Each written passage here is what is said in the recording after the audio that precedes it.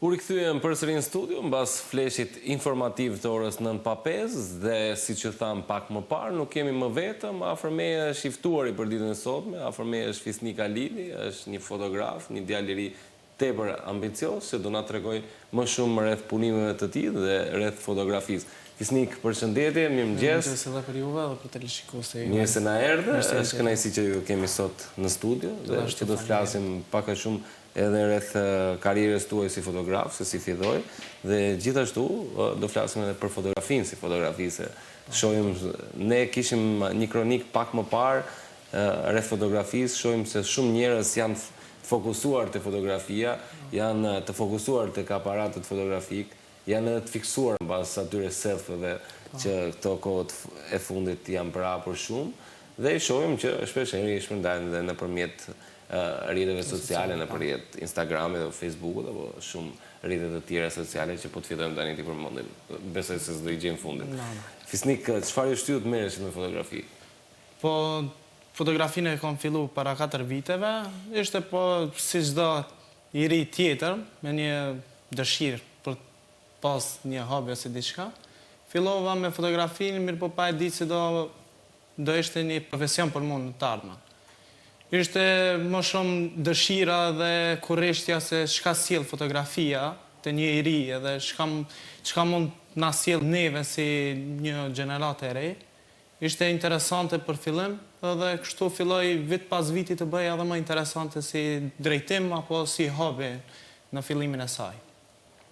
Kështu që fotografia për mua ishte një derë e cila filloi e rritej çdo ditë edhe më shumë. Po çfarë fotografoni më shumë ti? Po kryesisht edhe prej fillimit kam filluar me peizazhe për si shumica që i njohin si landscape fotografi.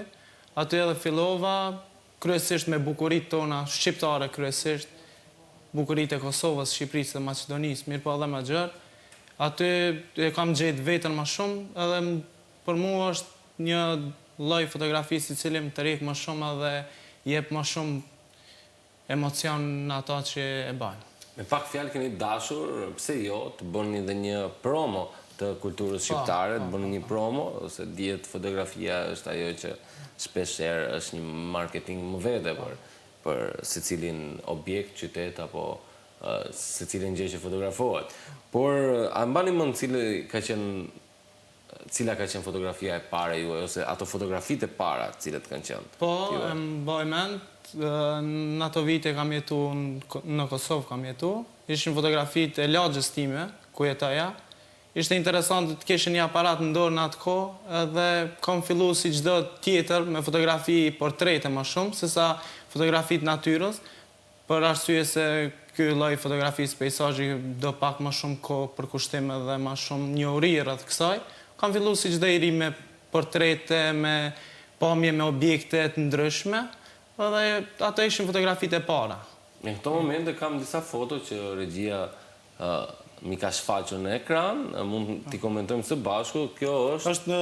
Këta e kam bërë shumë tash kohët e fundit, kjo është në Dubrovnik të Kroacisë. Është një kala, mos gaboj. Po, kala e vjetër, mos gaboj prej dikun më shumë se 500 viteve është aty.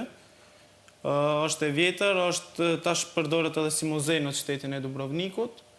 Hyrja është e ndaluar brenda, mirë por prej jashtë shifët edhe ka vende shumë të bukura që i shifën më mirë prej jashtë sesa prej brenda. Shohim një tjetër pamje. Po, kjo është me një fshat rreth komunës e Ferizajt në Kosovë. Quhet Jezerc, afër Jezercit është kjo. Ka gjelbrim më shumë edhe është ambienti rrethuar me pisha.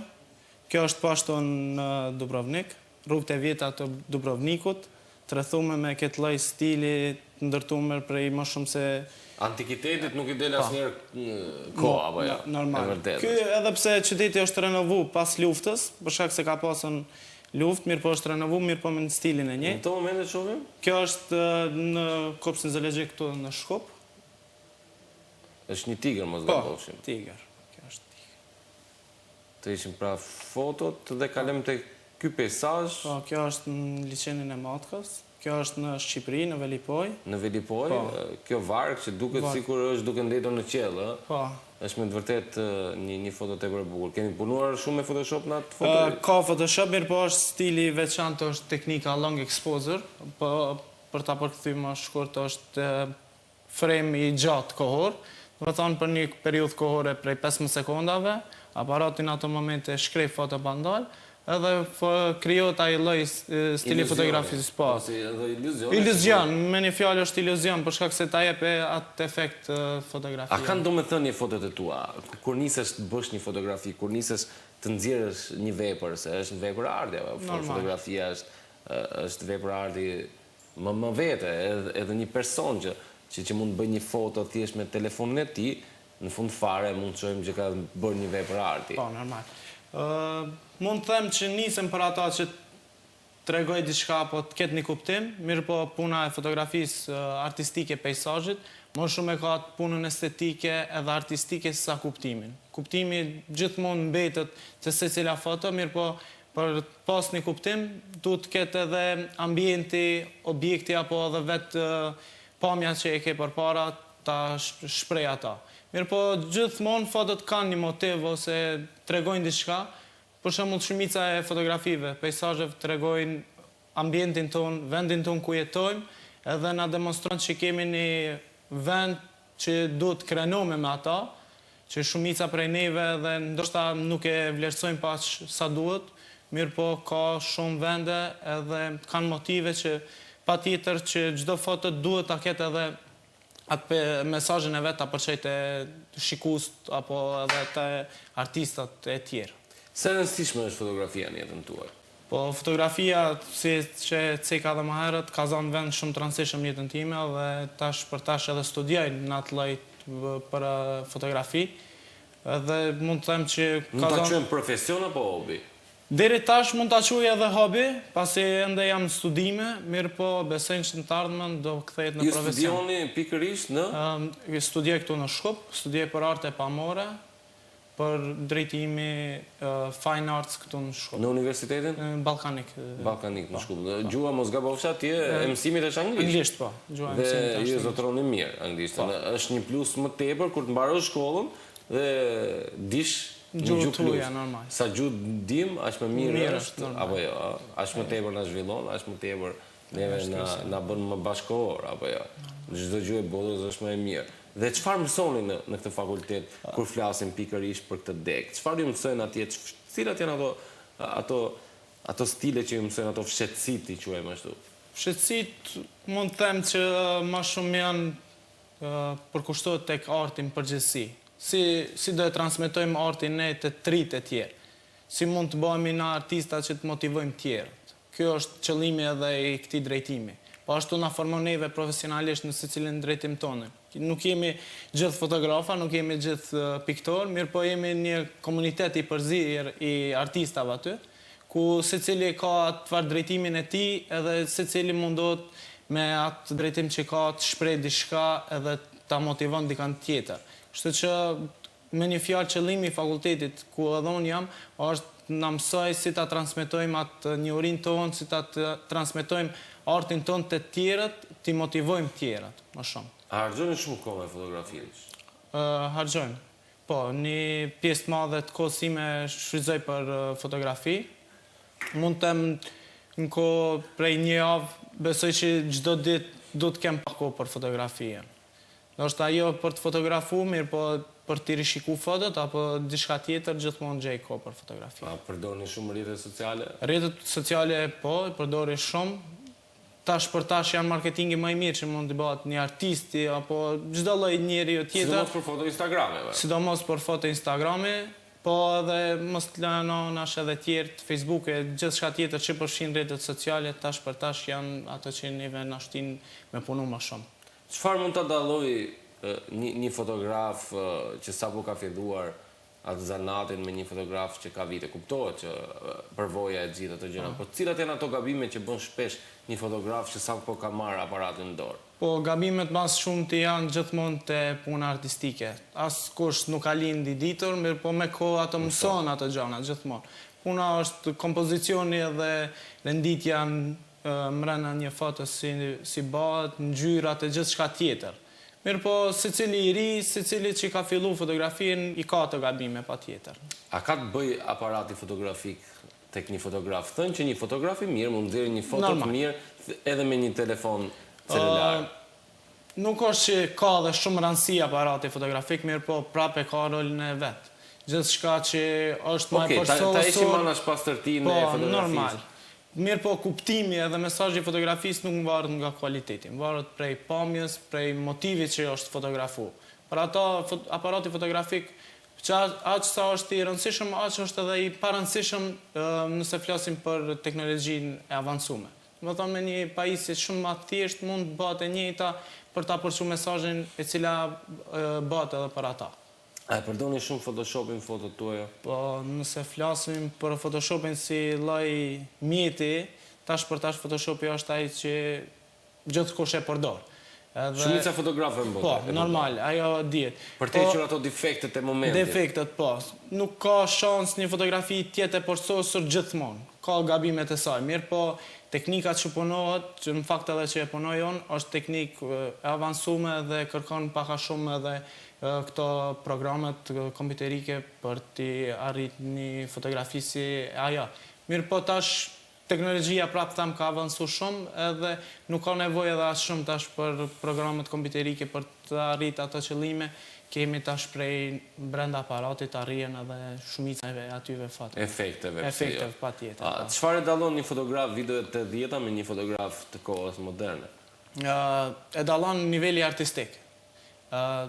Në atë kohë, edhe pse njorit ndoshta ishin më të vogla rreth fotografisë dhe nuk ishte edhe numri i madh i fotografave, mirë po secili që ka pas një aparat fotografik ka qenë me plot kuptimin e fjalës artist. Ka sjell tek njerëz një fotografi që ka shpreh më shumë, siç thonë, një foto shpreh më shumë se 1000 fjalë. Kurse tash është numri më i madh, mirë po mund të them që përqindja e kualitetit është numër më të vogël se në vitet 80-ta. Ose flasim për shekullin e normal, për shekullin e kaluar. Sot çdo kush mund posedoj një aparat fotografik. Normal. Tash edhe nëse nuk posedon aparat fotografik, ka një telefon që ndoshta ka kualitetin edhe ka ato të njëjtat opsione siç ka një aparat fotografik. Dhe mund bëhesh edhe ti fotograf. Normal. Askush nuk ta ndal më drejt, tash me një telefon mund ta qush vetëm fotograf, patjetër. Ka arrit koha në atë nivel që mund. Një foto bardhëzi apo me ngjyrat, cila nga kjo foto do ju bënte më shumë qefin juve? Varet prej motivit, po prapë tham bardhëzi. Shpreh më shumë edhe depërton më lehtë te shikuesi edhe është më e kapshme për sy. Ka motiv më të mirë fotografia bardhëzi. Zakonisht unë na thatë që merret vetëm me peisazhe. Me njerëzit nuk paroj. Jo adhaç, nuk parapëlqej adhaç. Është fotografia ka shumë stile, mirë po secili fotograf nuk mund të thotë që nuk mirë me atë stil, nuk mirë me këtë. Kom eksploru edhe unë në gjitha stilet e fotografisë, mirë po ma shumë e kom gjithë vetën të stili për peisazhe dhe landscape fotografi. Një fotograf a mund të përfitoj nga ky profesion të ardhur materiale në kohën e sotme? Në kohën e sotme mundet, me gjithë këto mundësi që i kemi, me rrjetet sociale, me gjithë shka mundet, mirë po problemi është tek vendi jonë. Nuk jemi edhe aq në nivel artistik sa ti vlerësojmë tjetë. Gjithë shka shka rrjet edhe gjithë shka shka vlerësot ma shumë vinë prej vendeve të jashtit. Ato e vlerësojnë, ato e blejnë punën ma shumë. Po flasën përgjithësi për fotografët shqiptar, që puna ma shumë vlerësot nga jashtë se sa këtu tek ne. Ajo është problemi kryesor. Për ata dhe nuk mund të them që një fotograf mund të ketë ose mund të jetoj me një nivel të kënaqshëm për vete. Është problemi kryesor. Shumë njerëz thonë që aparati digital ja ka humbur vlerën fotografisë, sepse ne bëjmë foto thjesht edhe me një telefon, ne bëjmë foto thjesht edhe me një aparat digital dhe ato nuk i zhvillojmë, nuk i lajmë si film. Dhe nuk i kemi foto në dorë. Shumë nga fotot që edhe unë kam bërë kohët e fundit, mbase më ka humbur një kompjuter, më ka prishur, mbase më ka humbur një telefon, dhe tashmë shumë nga ato foto që kisha dëshirë t'i kisha në dorë dhe t'i shikoja ndonjëherë nuk i kam. Po tash me të vërtet, pasi ka avancu teknologjia dhe tash më shumë është aparat digital edhe shumica e përdorin ato, pak a shumë ka humb vlera fotografisë. Është ajo fakt, për shkak se siç e cek edhe ti, problemi kryesor është printimi i fotografive apo tek larja e filmave. Tash për tash shumica i humbin momentet kryesore të jetës, ndoshta janë momente shumë interesante, shumë gazmore apo edhe shumë të rëndësishme për neve, mirë po humbin ato, për shkak se teknologjia ka avancu edhe pak a shumë njerëz tash nuk i kanë atë nivelin që mi la objektivat ose filmat në fakt. Edhe tash fotografia mund të them që ka humbë efektin e vetë që ka pasë në fillim, të shprej ato me anë diçka që mund të apreksh edhe ti dhe mund të ashish me sy. Ju si fotograf, tërë të kohë që fotografoni, a keni stampuar ndonjë nga fotot tuaja, ta keni? Po, shumicën e fotove mia mundohem që t'i kem për kujtim, pasi që normal nuk i dihet, tash teknologji. Sot mund të punoj, nesër nuk mundet. Por ato kam dëshirë t'i kem si arkiv për vete dhe shumicën e fotove mundohem t'i stampoj që t'i kem kujtim për vete apo edhe ndoshta për punë komerciale. Komerciale, flasim në atë faktin që edhe mund të shesë. Normal. A keni shitur deri tani ndonjë foto? Po, kam pasur disa shitje, ma shumë kanë qenë në bazë të ekspozitave që kemi pas. Keni pasur ekspozite? Sa ekspozita kemi pasur? Ekspozit personale deri tash nuk kam pas. Kemi pasur ekspozita kolektive. Kam pas deri tash 3 ekspozita kolektive. Ku keni marrë pjesë përgjithsisht? Në qytetin e Ferizajt, kam pasur në ekspozitat kolektive, aty edhe kemi shprej mendimin ton rreth qytetit ton. Ka pasur ekspozita për çdo vjet. Blerësit kanë qenë shqiptar? 2 vitet e fundit blerësit nuk kanë qenë shqiptar, kanë qenë prej këforit amerikan kanë qenë, kurse vitin e parë po, ishin ato që na varësisht sa mund të shkojë një fotografi e bukur, flasim në kushtet e Ballkanit, se ne e dim që në Europë dhe në shtetet amerikane një foto vlerësohet dhe çmimi është shumë më i madh se ai që mund të jetë këtu te ne. Tek ne, nëse flasim për kushtet këto, një fotografi nëse shkon me një çmim mbi 100 euro është shumë çmim i lartë, mirë po për nivelin artistik ajo duhet të jetë e përshtatshme, për shkak se duhet të mirët parasysh mundi edhe gjithë ajo ai mendimi se çka ka dashur fotografi me shpreh. Nuk është edhe çaq lehtë për me marrë një fotografi, për shkak se kur ti e blen atë foto, ke blen një vepër të artit si ta blesh një pikturë që ndoshta kushton edhe me miliona euro, njëjtë është edhe fotografia. Mirë po fotografia tek ne çmimet janë shumë atulta, po prapë niveli interesimi njerëzve është shumë i vogël. Ende nuk kemi arrit që ta krahasojmë fotografinë me pikturë. Megjithëse kemi shumë fotograf, në kemi shumë fotograf kemi. Edhe kjo është mirë për neve, edhe pse nuk jemi gjithë profesional ndoshta, mirë po secili me atë mundin që e jep, ndihmon për të përmirësuar gjithë së bashku. Për ata është mirë që kemi fotograf me numër kaq të madh. Fisnik, unë falenderoj shumë që ishte në këto minuta së bashku dhe që na tregove për punën tuaj, na tregove rreth fotografisë. Unë shpresoj pse jo që shumë shpejt të keni dhe një ekspozitë tuaj personale, pse jo shumë shpejt të kemi përsëri në studio dhe të flasim për fotografinë që ka shumë për të folur, për tema të ndryshme rreth fotografisë, fotografia që zë një vend të rëndësishëm në jetën tonë. Faleminderit shumë edhe për juve dhe ju përshëndes. Faleminderit shumë. Isim me Fisnik Alilin, një fotograf i ri që ka me të vërtet një talent të madh, ne shpresojmë që shumë shpejt ta shohim pse jo dhe në arenën europiane dhe pse jo dhe botërore.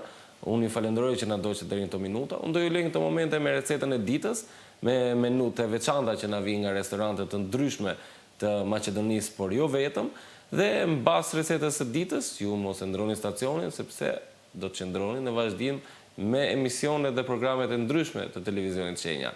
Deri nesër, mirupafshim dhe faleminderit që na ndoqët deri në këto minuta.